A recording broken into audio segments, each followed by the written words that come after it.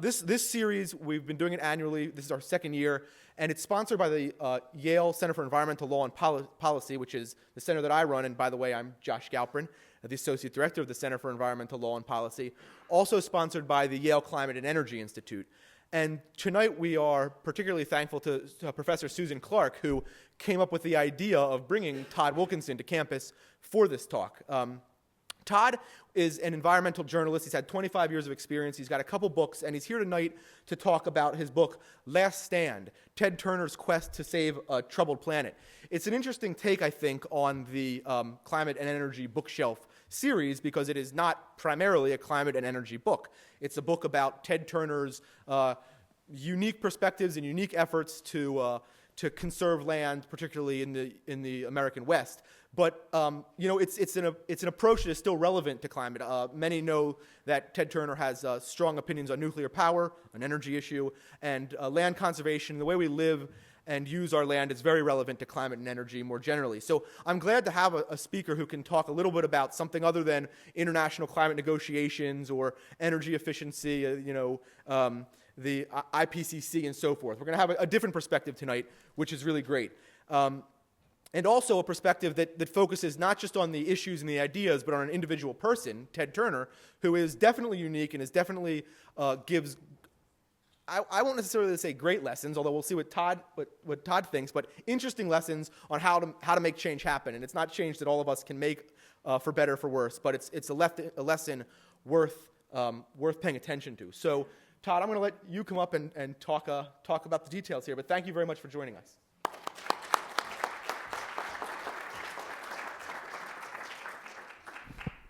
So it's great to be out here, and you'd be surprised. I live in Bozeman, Montana, and the number of Yaleys who continue to influence public policy and the environment in that region, it's pretty impressive. It includes journalists, people in academia, the NGO community. I mean, virtually every issue that I write about in the West, there's some sort of connection from somebody who's has somehow come here or been here in some way. And Susan Clark I've known going back 25 years to when she was involved with black-footed ferret, the rescue of the species, as you know, the most endangered land mammal in America.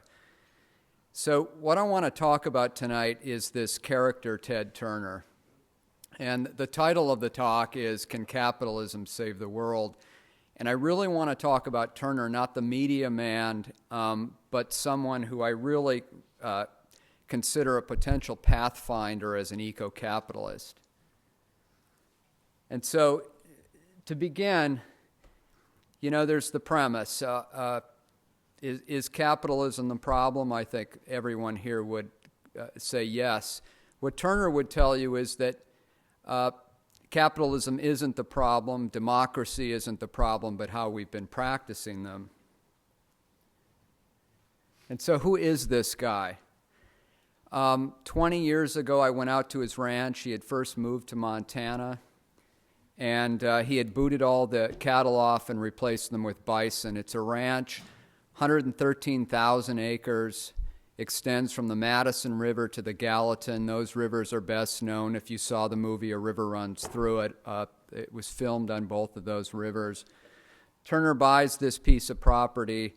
He boots off all the cattle. He brings in bison. He talks about how unhygienic cattle are. He riles the ranchers and attracted a lot of enmity. But one of the things I want to do to begin with, in order to understand Turner, you have to understand the childhood that he came out of. And I want to begin with something, just to read you a letter. This is a letter that was written by Ted Turner's father, Robert Edward Turner II, to Robert Edward Turner III, Ted Turner, who was a student at Brown University.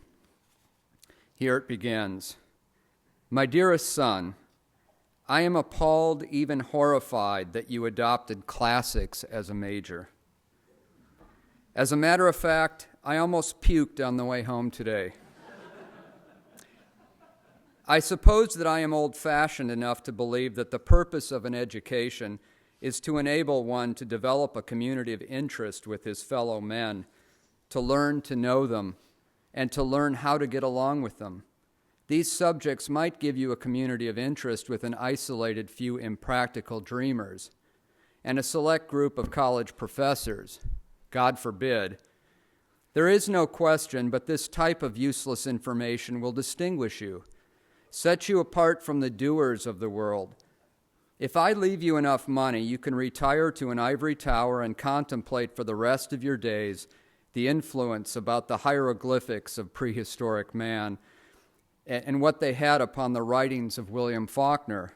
Incidentally, he, Faulkner, was a contemporary of mine in Mississippi. We speak the same language, whores, sluts, strong words, and strong deeds. I just wish I could feel that the influence of those oddball professors and the ivory towers were developing you into the kind of man we can both be proud of. I think you're rapidly becoming a jackass. And the sooner you get out of that filthy atmosphere, the better it will suit me. You go ahead and go at the world, and I'll do it alone. I hope I'm right. You're in the hands of the Philistines, and God damn it, I sent you there. I'm sorry. So this letter was written. Ted Turner was booted out of Brown twice. The first time was for fraternizing with women chronically in his dorm room.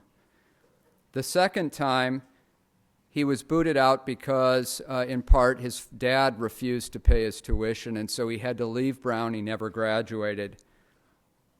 Now, one of the ways that Ted Turner exacted revenge is he took that letter and he published it in the school newspaper at Brown, which assured the fact that his dad would not continue to pay his tuition. But that's the kind of background that Ted Turner came out of. And so what I want to talk tonight about, in addition to eco-capitalism, is I want to talk about places and how it can transform people. This is the Flying D Ranch in Bozeman outside of Montana. It's the ranch I mentioned. This is a view outside his window overlooking the Spanish Peaks, which form the northern extension of the Madison Mountain Range. And so I want to talk about invention as in the things we do, the ideas we have, but I also want to talk about reinvention, which the way I think of it is what you do when you realize how you can make a positive influence on the world. Oftentimes, these moments don't arrive until you have resources to make a difference.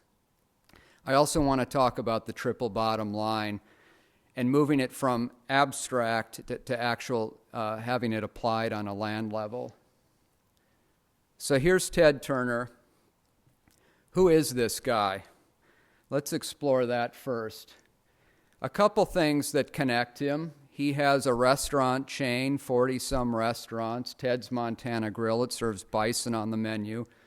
Eat great, do good. He's influenced these guys. He's involved with this.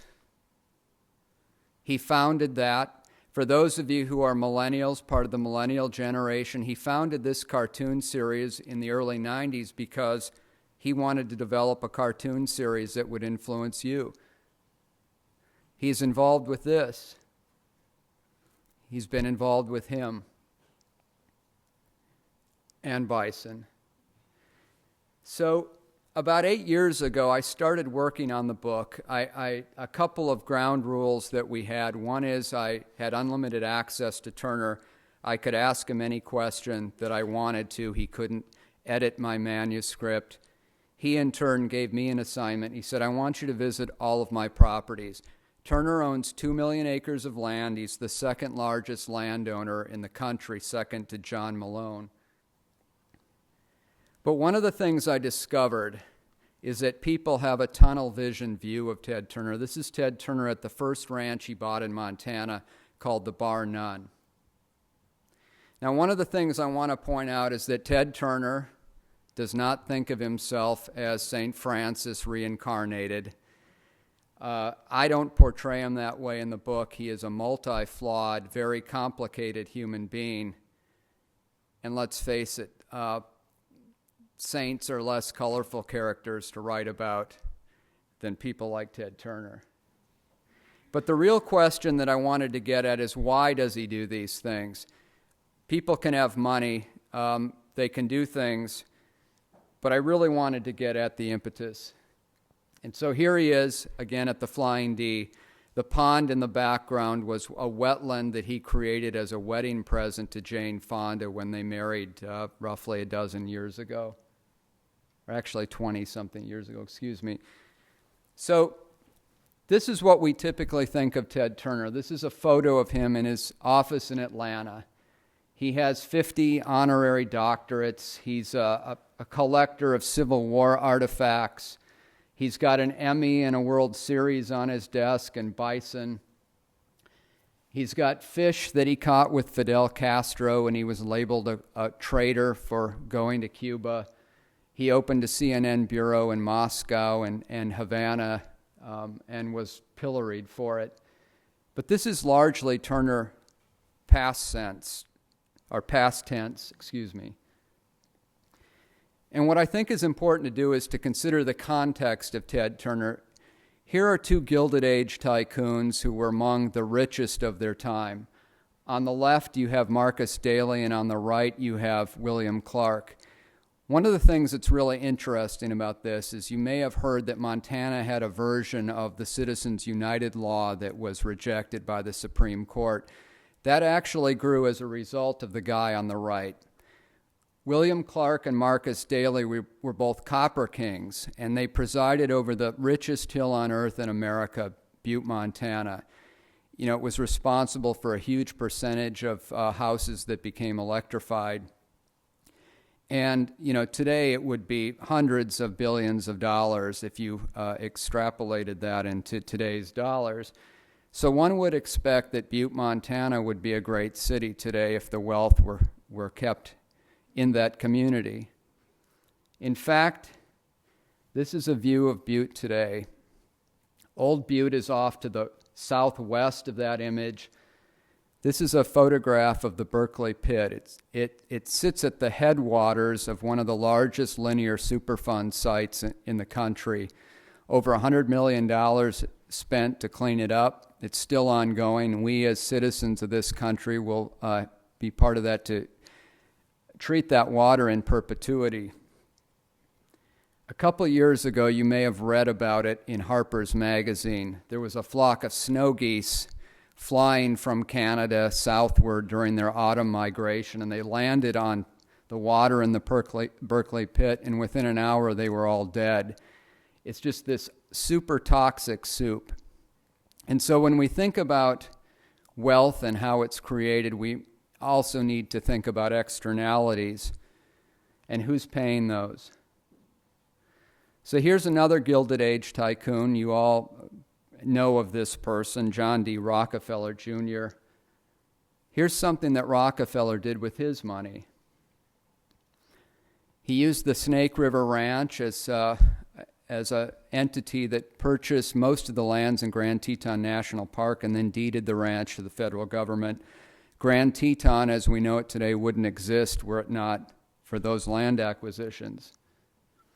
And here's another one. Andrew Carnegie.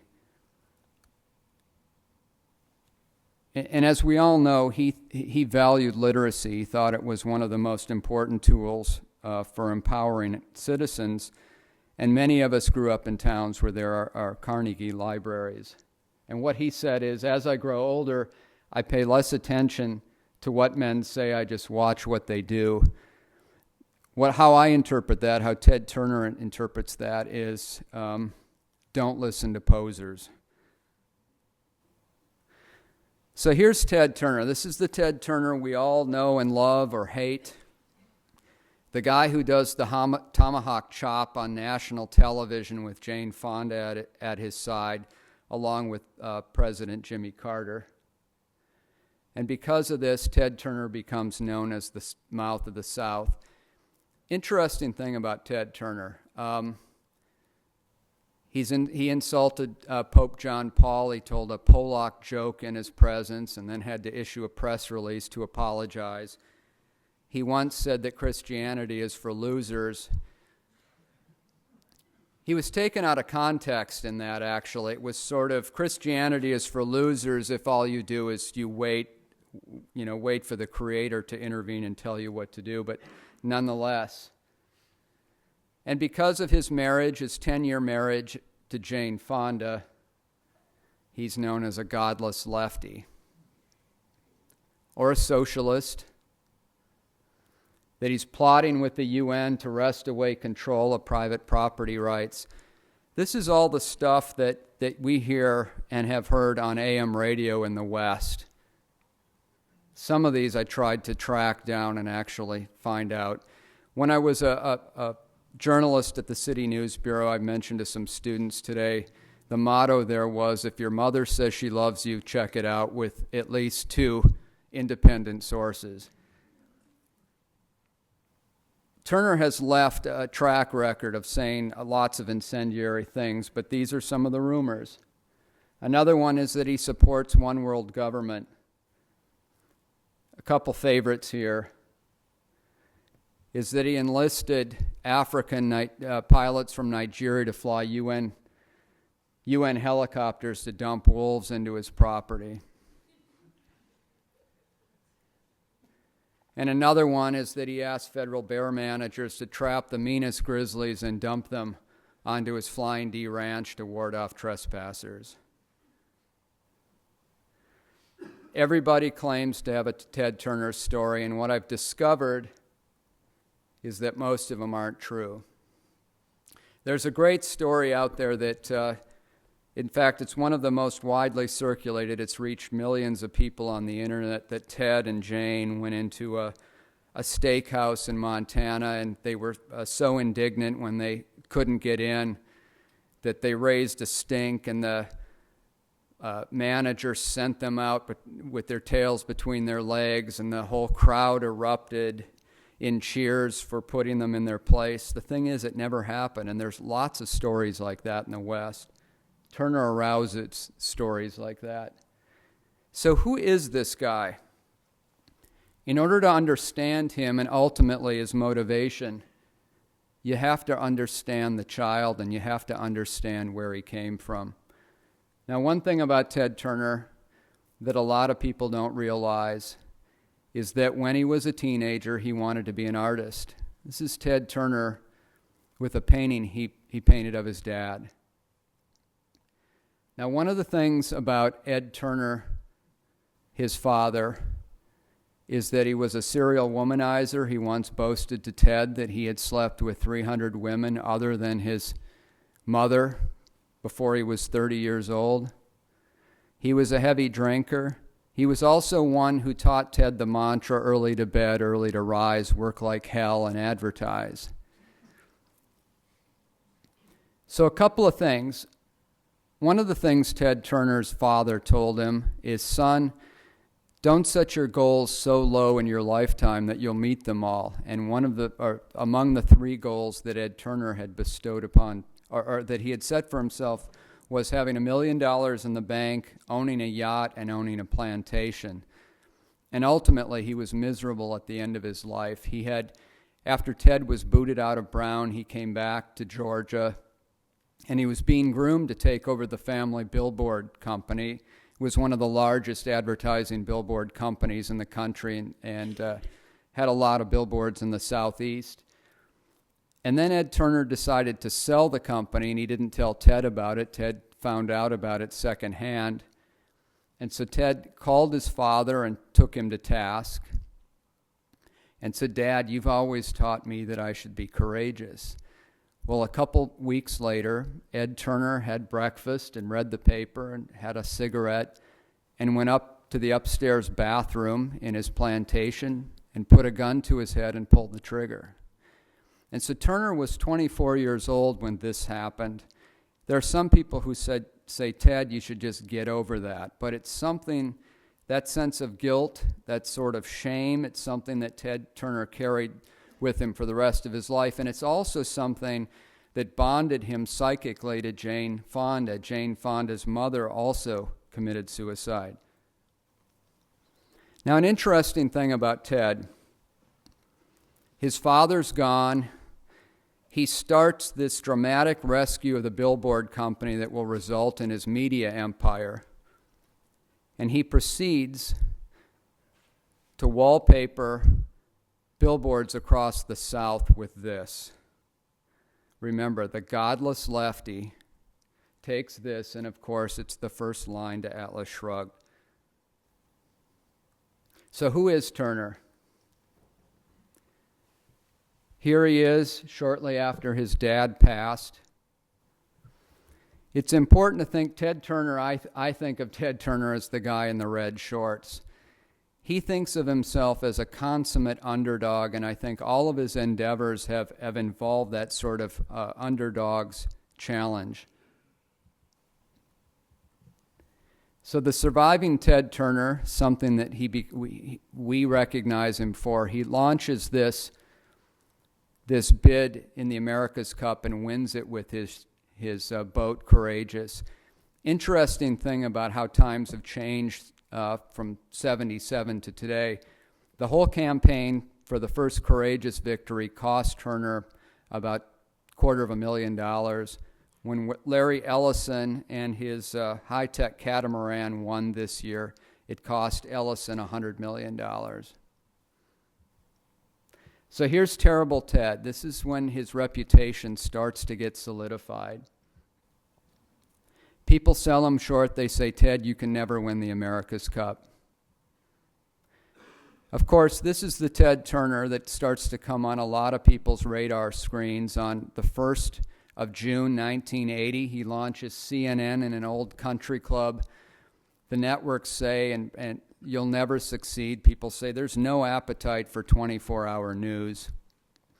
And he says we won't be signing off until the world ends.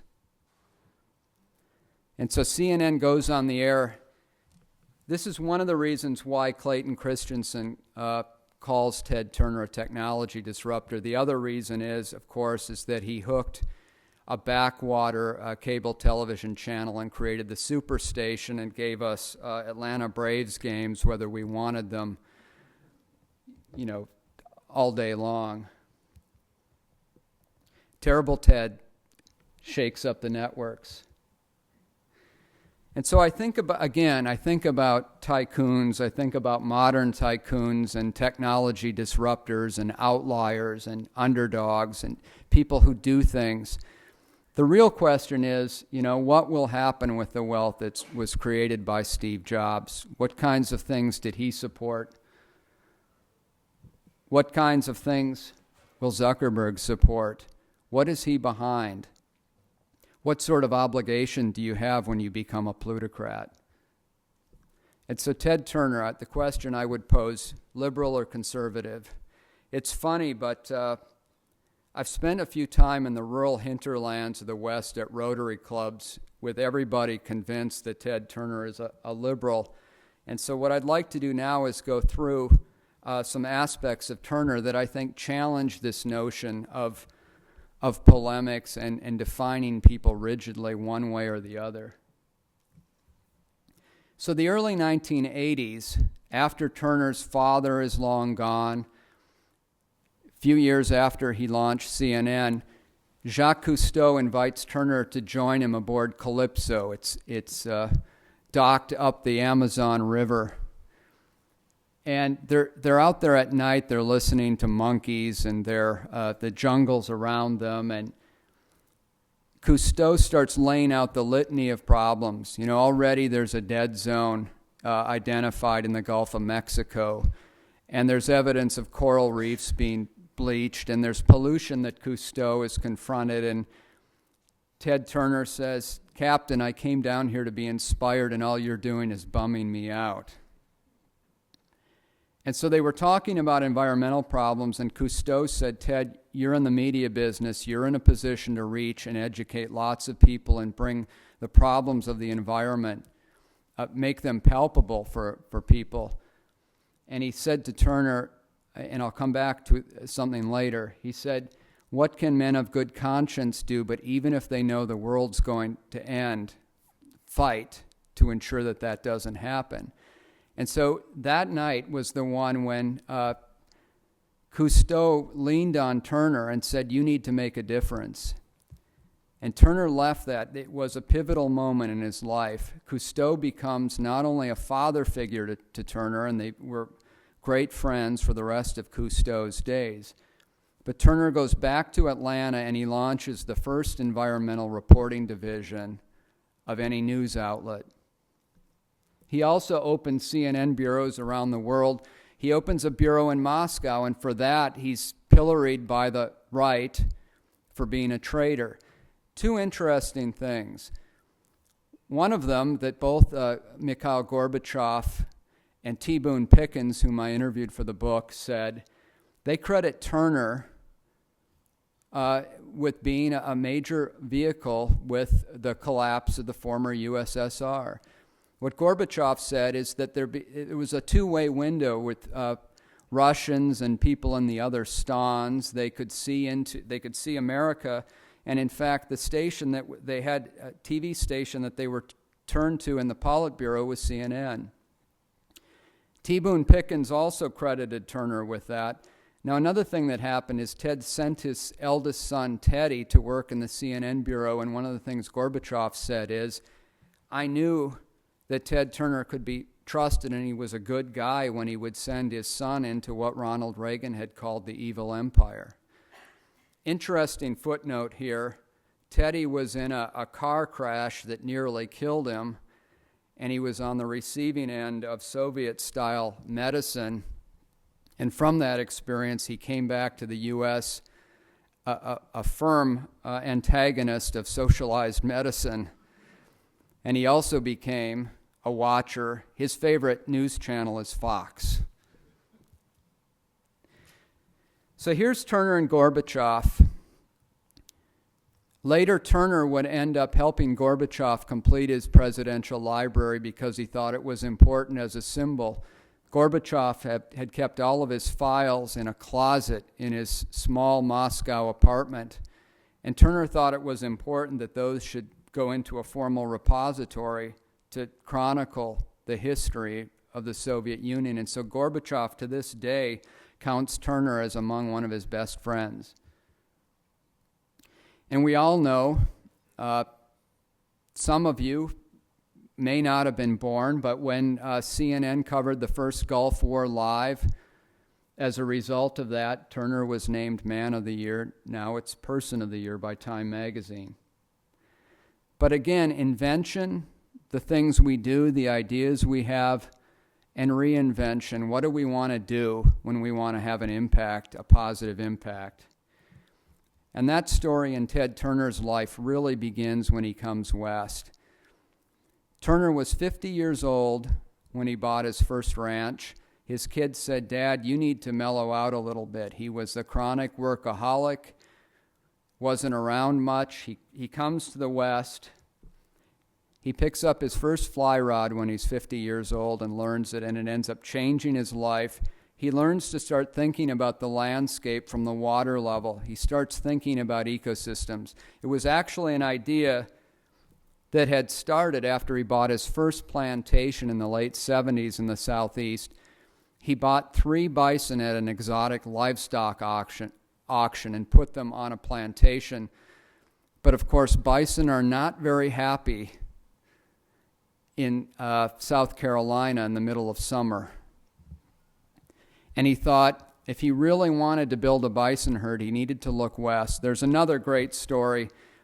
Turner, at the same time that he purchased those bison, he had some cougars and black bears that he kept in an enclosure in his South Carolina ranch. And so one night, he brought them all and hauled them over to another plantation outside of Tallahassee and turned them loose because he wanted to rewild northern Florida.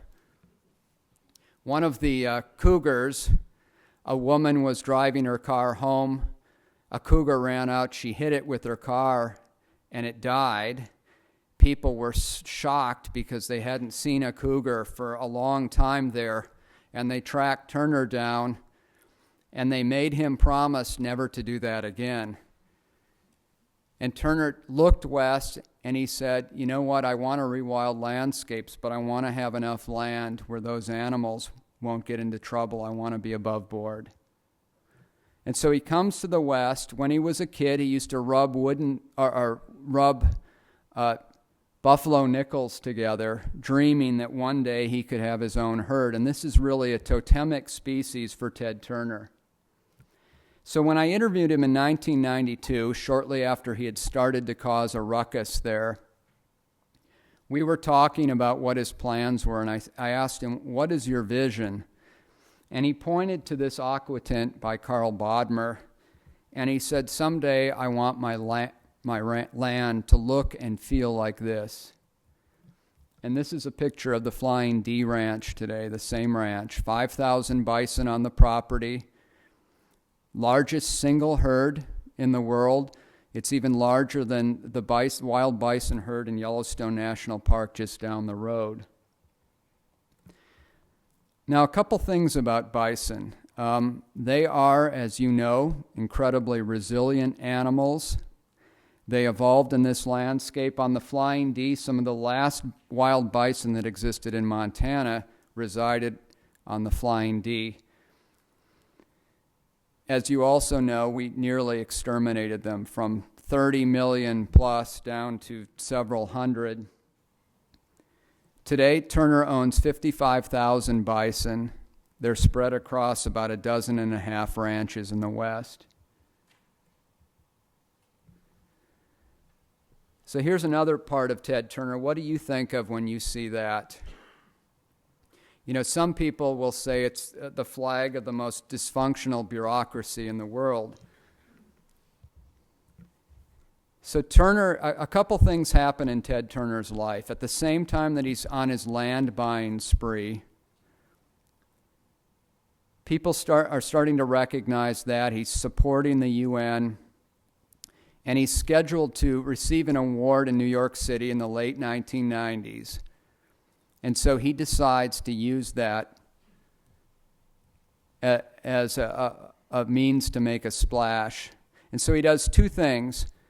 He steps up to receive the award, and he announces that he's giving $1 billion to the United Nations. At that point, the U.S. was $1 billion in arrears in its membership dues to the UN. People like Jesse Helms said we shouldn't pay our dues. The U.S. should withdraw from the UN.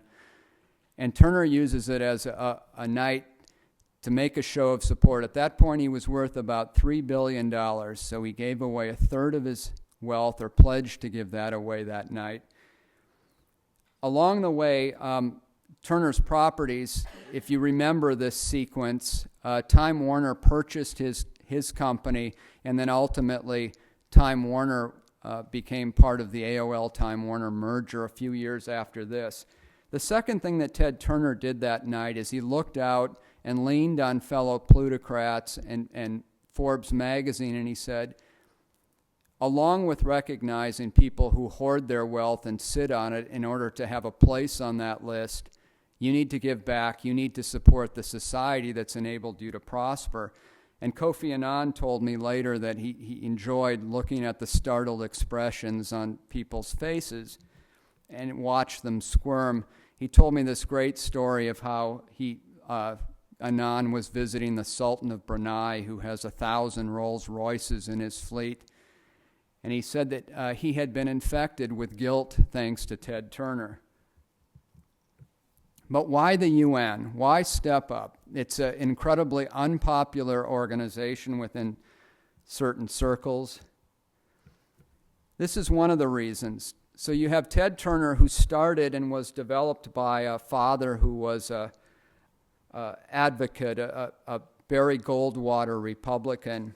But one of the things Turner remembers, and all of us do, from history, is that what happened when the League of Nations went away? There was no cohesive entity to rally the world. Nobody to stand up. 70 million people died, some estimate, 70% of them innocent civilians. Turner has a favorite parlor game that he likes to do. If you're over to his house for dinner and you start voicing suspicion about the UN, he'll give you a quiz. And of course, today, when we think about safe air travel, when we think about the World Court, when we think about human rights, when we think about protecting endangered species and food safety and medicine and controlling diseases, think about trying to foster treaties that promote those things in today's environment in Congress. That's something that Ted Turner reminds people, and I think it's a great point to make. So this is our world today, and for the students here, we need to be thinking about, and I think about this as a journalist, what's a way to make people think about the issues? Turner is an inveterate environmentalist, and one of the things he says, it's immoral to ignore the widening gap between the haves and the have-nots. And what does that look like? Here's one view. It's great if you can live on the right side of the fence. It's not so great if you live on the left side of the fence. One of the reasons that Turner gave $1 billion to the UN, and part of their funding mechanism, he couldn't give it directly to the UN, so he created the UN Foundation. One of the ways that they do it is they try to marshal campaigns to address specific issues instead of just throwing money. This year, Turner's last tranche of $100 million will be paid off to fulfill that $1 billion. But in terms of leveraged value, it's been leveraged tenfold of that initial $1 billion stake in what the UN Foundation's been able to do. And so you think about this. Another interesting thing, Turner's relationship with Jane Fonda. Ted Turner taught Jane Fonda how to hunt and fish, how to skin a mule deer that she shot and cook, prepared for dinner, and to have respect for the Second Amendment. This is stuff that's shocking to those people on AM radio. It kind of leaves them disarmed, no pun intended. But one of the things that Jane Fonda did is she built in Ted Turner a profound appreciation for the plight of women, especially girls around the world. She brought that onto her radar screen. Ted Turner will tell you that he's really sorry that he wasn't conscious and awake enough to get involved with the civil rights movement in Atlanta during the 60s. But he said he wants to spend the rest of his years making up for that. So this could be a sister, it could be a daughter, it could be a granddaughter, and it is somebody's sister or daughter or granddaughter. So what do we do with this? Turner was born in 1938. A few months ago, he turned 75. 2 billion people roughly in 1938, somewhere around 7 billion today. By the middle of this century, some have said 9.5 billion. Possibly by the end of this century, 11 billion? And so out in Montana, people don't think much about how open space is being filled up, but as you all know, most people are going to be living in megacities. And if we consume resources according to our standard of living, we're going to need another planet. And we also know that during times of tension, particularly with more countries being added to the nuclear club, that the dangers rise. And so another thing about Ted Turner, at the turn of the millennium, Turner, through those mergers of the media companies, he was worth somewhere around $11 billion.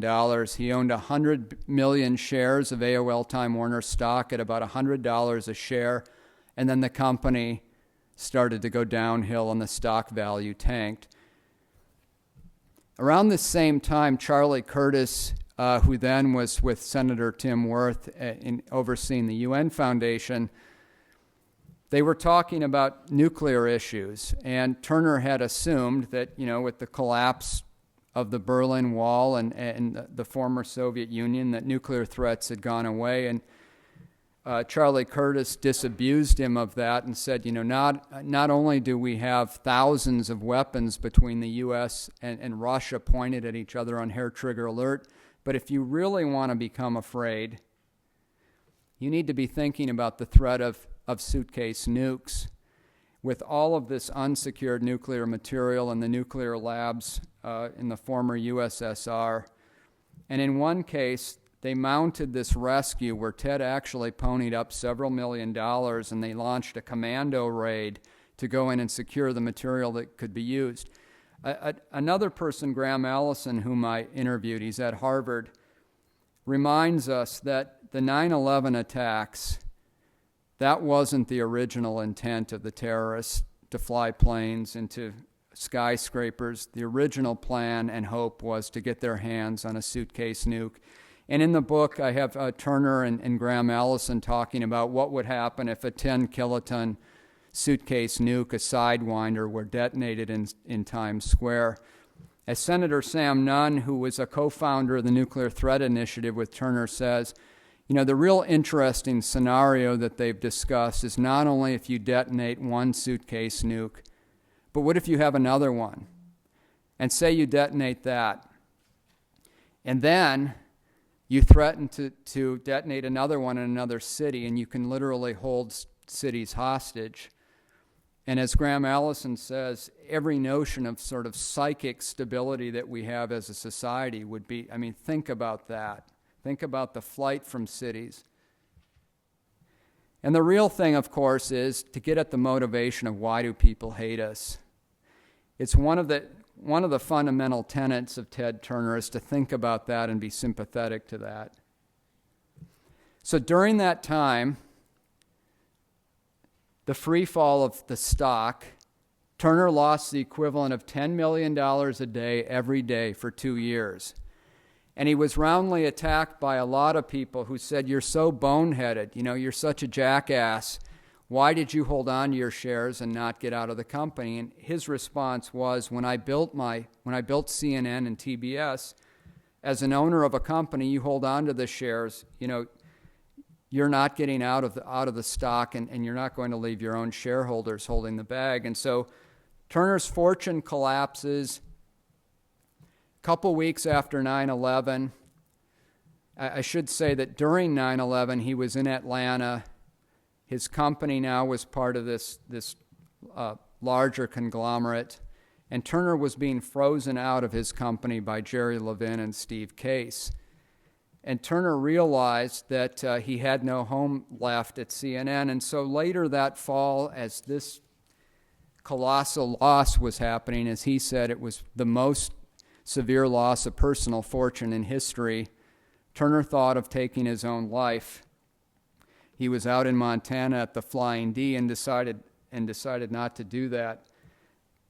But a big part of it was related to this. He had a contingency plan that might have forced him to back out of his commitments to these charities and also start selling the ranches, which he was fearful of. So about this same time, he gets a call from this guy. This guy's been out of prison. One of the things that Nelson Mandela did soon after release is he promoted the idea of peace parks, got involved in the peace park movement, and set up a transboundary park with 5 nations in southern Africa. And he knew of Turner's reputation, and he said, "Ted, I have a special assignment for you. I'd like to go to this part of the world. I've got other things that I have to work on, but I'd like you to work on this." One of the people who was helping him was Mike Finley, the former superintendent of Yellowstone, Yosemite, and the Everglades. And Finley took over as head of the Turner Foundation, and so they went to South Korea. And as you know, the Korean DMZ, about 150 some miles long. Interesting thing about this is that within this corridor, conservation biologists will say that they believe it's one of the last vestiges or last places of refuge for Korean tigers and Amur leopards and other species there. So you have in this no man's land, you have this nature preserve. And another belief of Turner is that friends don't blow each other up. He believes that opposing sides should get together. And so this peace park concept has gained traction today between the Koreas. Whether they embrace that's another thing. But you can think about the peace park concept, for example, between Israel and Palestine, between India and Pakistan, between a lot of countries that are in conflict, particularly countries now with nukes, of trying to use nature as a social glue to bring people together. This is something that Turner is behind.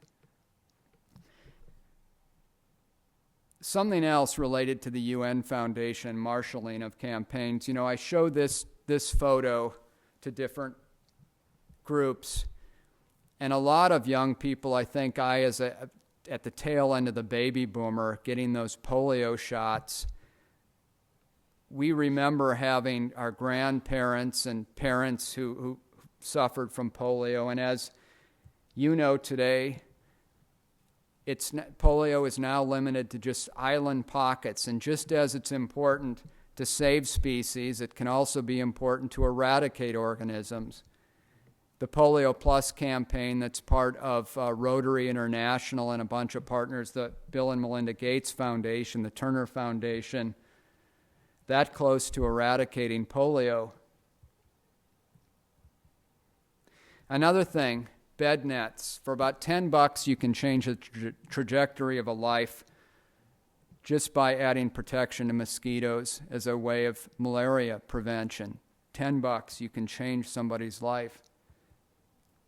So Ted Turner, liberal or conservative? And so we return to the West. This is Ted Turner riding through his bison herd at the Flying D Ranch. One of the things that's interesting about Turner, this evolution of an eco-capitalist humanitarian, is that he really sees an opportunity to manage his land holdings as arks for imperiled species, to show that this sort of dichotomy of environment versus economy is a false dichotomy. And he has offered sanctuary to a lot of endangered species. In the West, again, if you listen to AM radio, people will say, if you harbor endangered species on your land, it's going to cost you the bottom line. You may be run out of business. And Turner has just said hogwash to that. Here's one of his properties, an island called St. Philip's Island off the coast, just south of Charleston. And as many of you know, that's a sea turtle crawl. Hatchlings will go out to sea, and sometimes they'll return many, many years later to the same nesting site and lay their eggs. But if there are condos there, the habitat isn't there. If they survive this gauntlet of threats in the ocean, it's one of the reasons why sea turtle populations are in trouble, but Turner is helping to protect them. Another thing, he's got one of the largest bat caves in the country on one of his ranches in New Mexico. Two interesting things about this. One is Mikhail Gorbachev was visiting there, and he went back to Russia and became a firm advocate for bat conservation. And Gorbachev, while he's been out with Turner, once was walking with him, and Ted was walking his dog and tended to the dog after it had relieved itself, and Gorbachev sort of braced from that, and Turner bent down and picked up trash, and Gorbachev said, "What are you doing?" He put it in his pocket, and Turner said, "Nobody is too big to do this. Are you too big to pick up trash?" And so Gorbachev started picking up trash, and he went back to Moscow. And his daughter Irina saw that and said, "Dad, what are you doing?" And Gorbachev said, "Nobody's too big to pick up trash." And she has taught that to Gorbachev's grandkids. And so just these little things, these little weird quirks that Ted Turner has, it's sort of part of his ethic, and it's something that rubs off on people in profound and unexpected ways. Another species that Turner's helped protect, the red-cockaded woodpecker. On one of his plantations, he's transplanted or tried to restore longleaf pine, a million seedlings there. And the red-cockaded woodpecker is sort of an emblematic species of the Safe Harbor program of the U.S. Fish and Wildlife Service. Landowners know that when they offer habitat to imperiled species, they're not going to be punished by the government. And he's helped bring back and offer sanctuary to Chiricahua leopard frogs. Amphibians are in trouble. And to the bolson tortoise, a cousin to the giant Galapagos tortoise. This is an example of post-Pleistocene rewilding. People think about it when they hear in conservation biology circles that Ted Turner wants to bring back saber-toothed tigers. What he has in mind more are these toothless critters.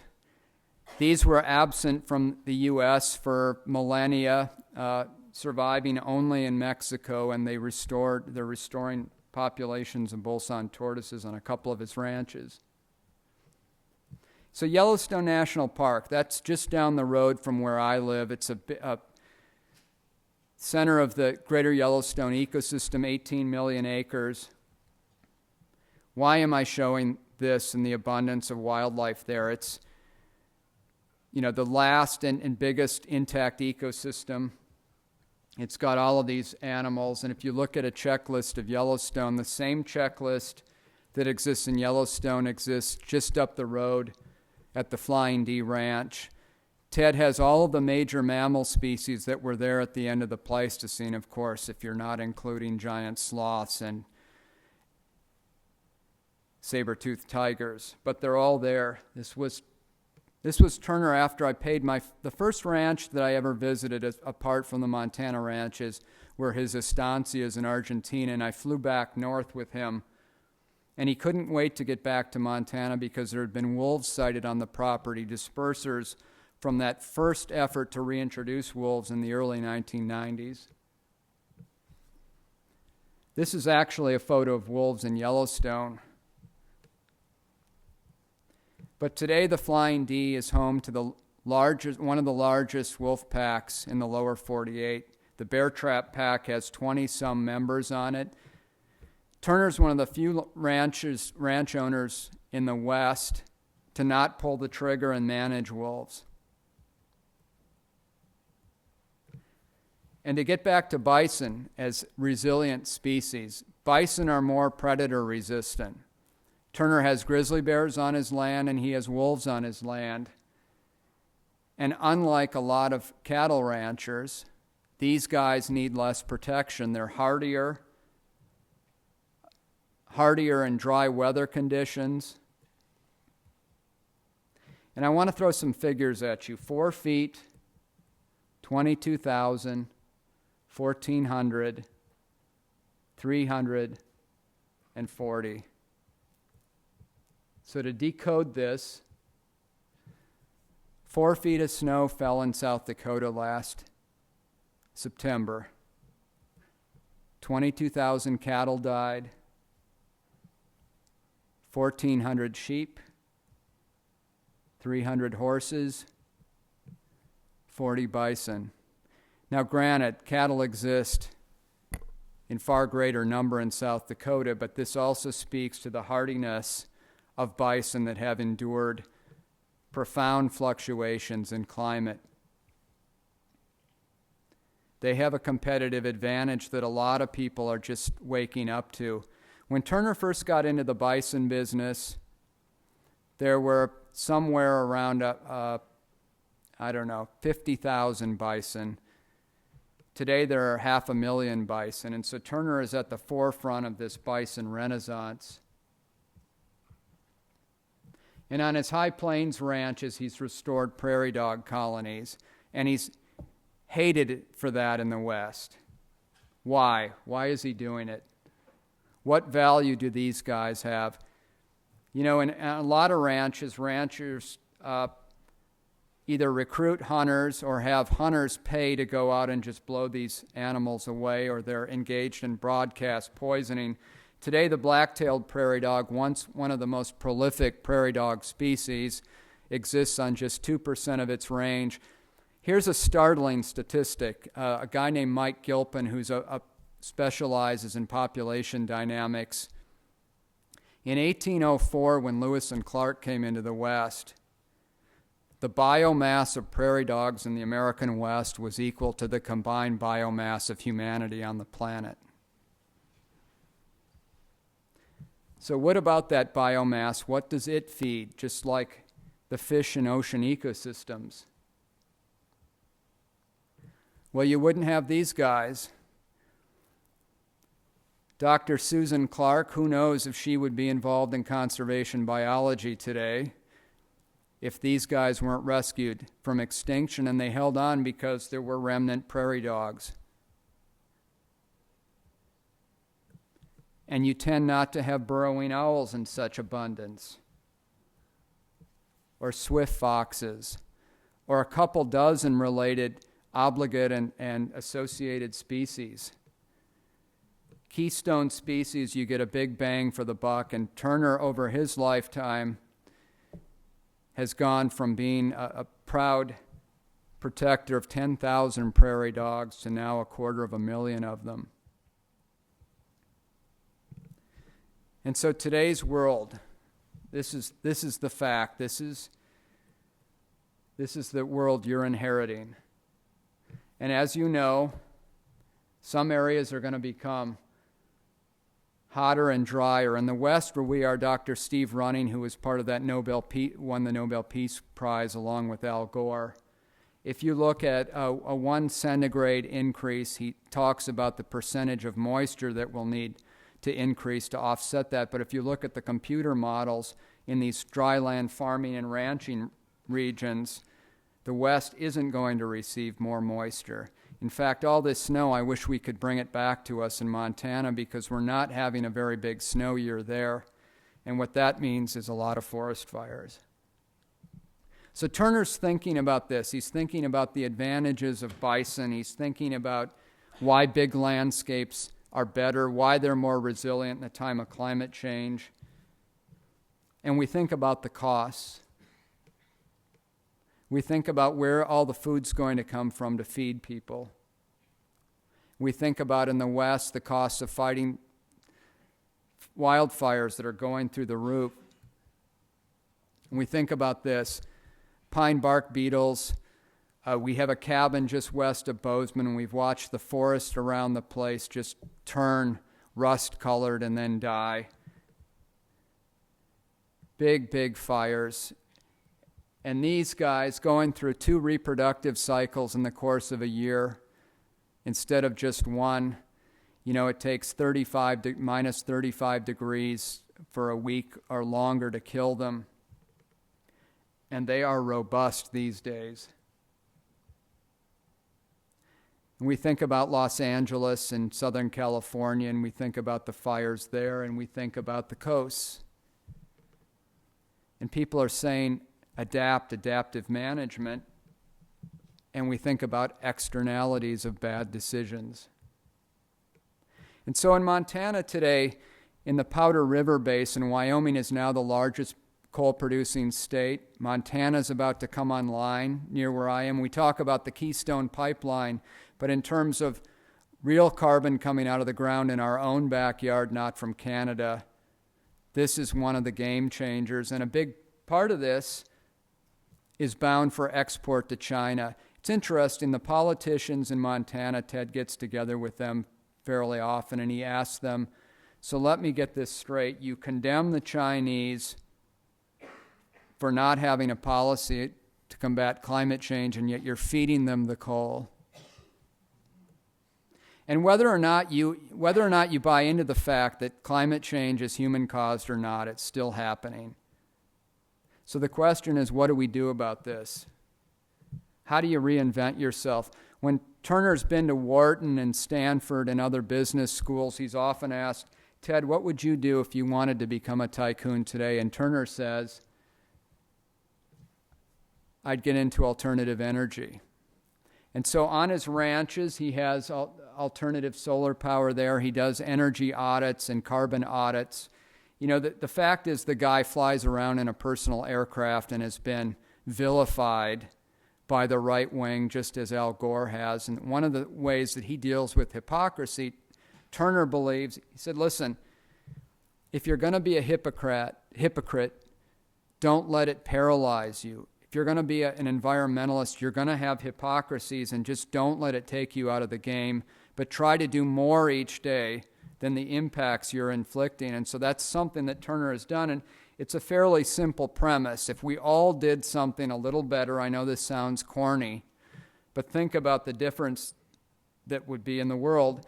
And so one of the ways that Turner tries to offset his carbon footprint, in addition to managing his grasslands and keeping them healthy and his forests, is he's gotten big into solar. On one of his ranches, he has this grid of 500,000 solar panels. That's what it looks like. He's been condemned by conservationists for the footprint of this solar installation. And so by the end of this decade, he hopes to be providing enough solar power for 100,000 homes. And that's what it looks like. You know, it's interesting. He has gotten in ferocious debates with Bobby Kennedy Jr. about, the opposition to those windmills off the coast of Massachusetts. And he said, you need to step up to the plate and accept impacts if you want to address the real problem. And so Cousteau and Turner, it's the late 1990s now, and Turner has green-lighted a movie project, a making of the film Gettysburg, and they're at the National Theater in Washington, D.C.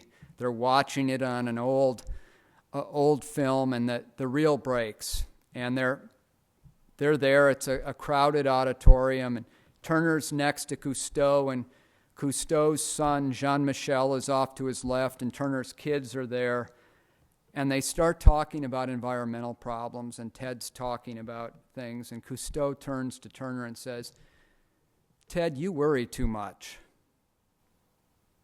You need to relax."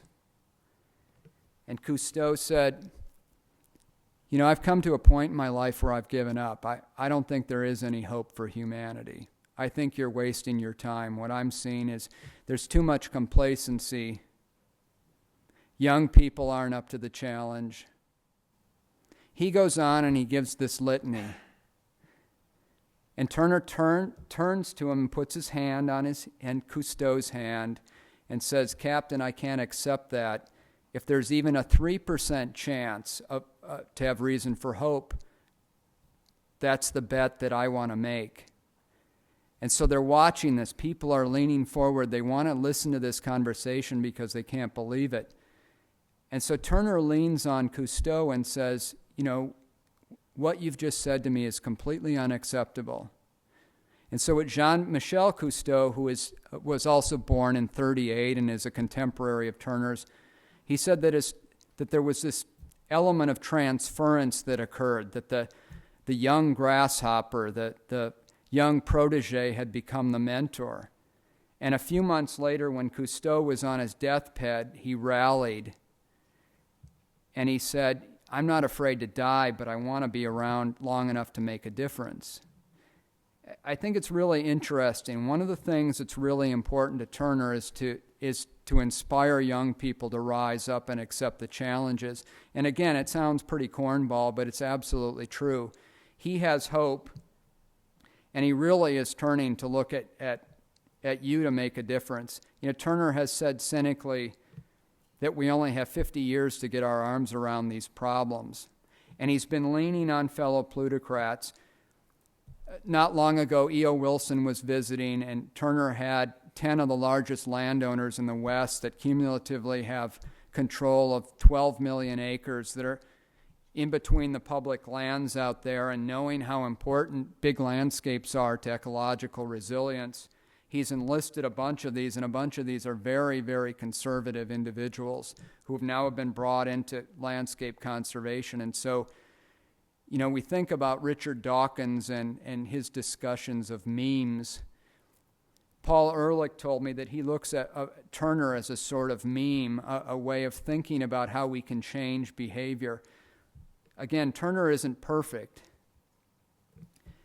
And so we come to the triple bottom line. We hear Paul Hawken talk about the triple bottom line and how we need a different kind of accounting system. And so the triple bottom line, one leg of the stool, is economic sustainability.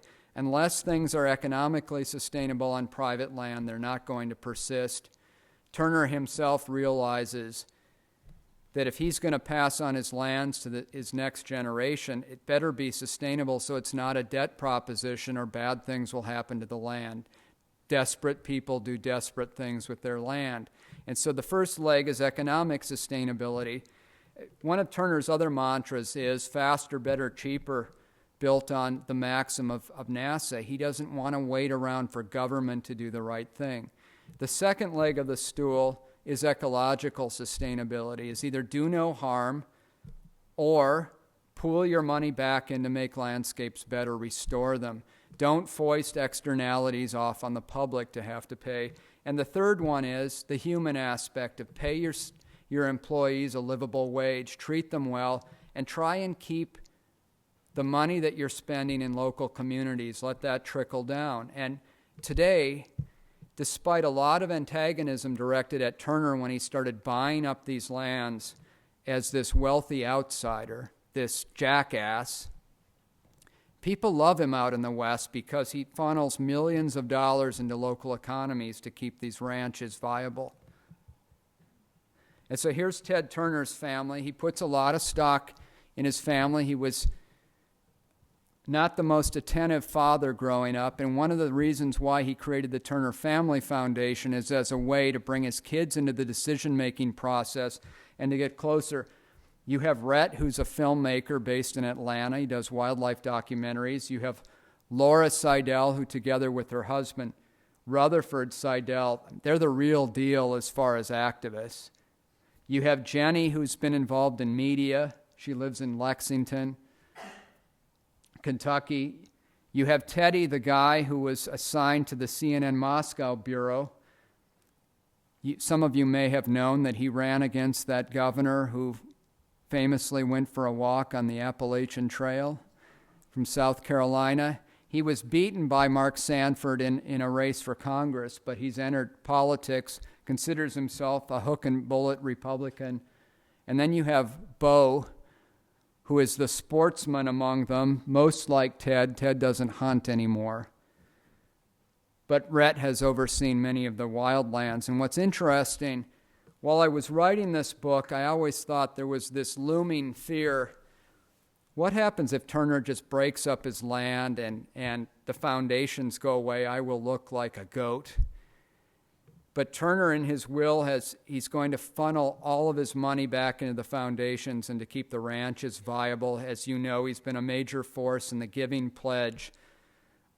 Conservative and progressive plutocrats have agreed to give away half of their wealth before they die, so he still leans on people. So here's a quote: "Surplus wealth is a sacred trust which its possessor is bound to administer in his lifetime for the good of the community." Trotsky, who? And this is Andrew Carnegie, and Carnegie said, you spend, I don't know, is it Carnegie or Carnegie? He said, you spend the first half of your life accruing wealth and the second half giving it away. And Turner says those Gilded Age tycoons justified some pretty bad stuff on the land in order to amass their fortunes. And if you don't buy that you can buy this.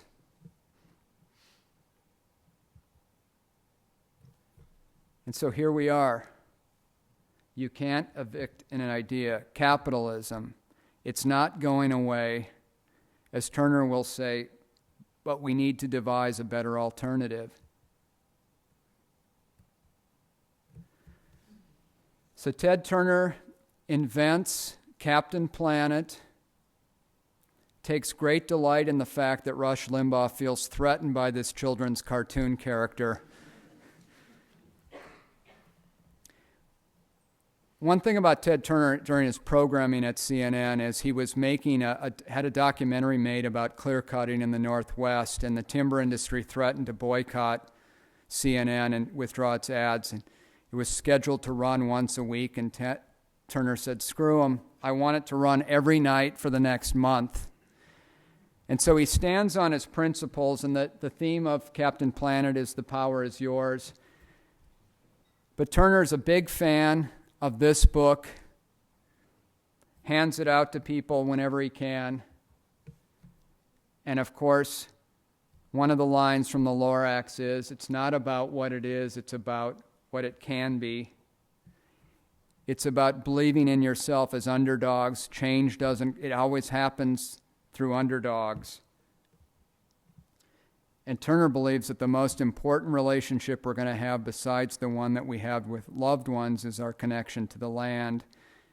And of course, one of the last lines of the Lorax is, unless you care a whole awful lot, nothing is going to get better. It's not. And so I hope that when you go out there, you become those eco-capitalists, because we have a lot of problems. And it's just been a great delight coming here. So thanks for coming. And please, I hope there's some questions.